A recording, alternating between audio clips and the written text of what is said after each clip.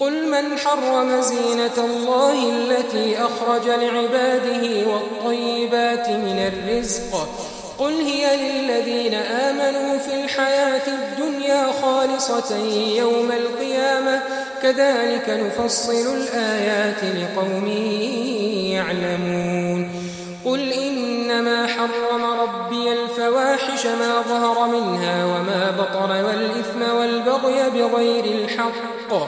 والإثم والبغي بغير الحق وأن تشركوا بالله ما لم ينزل به سلطانا وأن تقولوا على الله ما لا تعلمون ولكل أمة أجل فإذا جاء أجلهم لا يستأخرون ساعة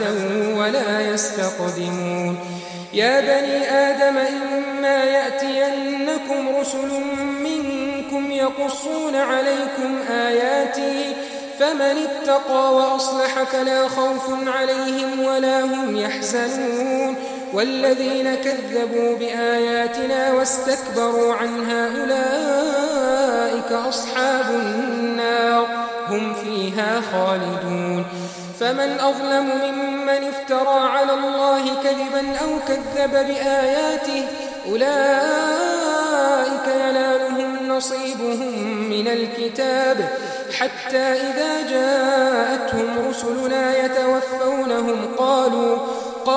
أين ما كنتم تدعون من دون الله قالوا ضلوا عنا وشهدوا على أنفسهم أنهم كانوا كافرين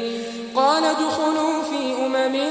قد خلت من قبلكم من الجن والإنس في النار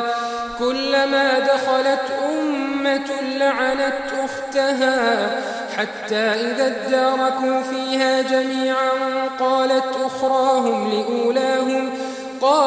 أخراهم لأولاهم ربنا هؤلاء أضلونا فآتهم عذابا ضعفا من النار قال لكل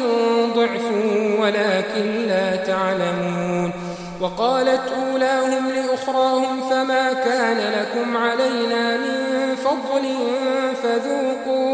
فذوقوا العذاب بما كنتم تكسبون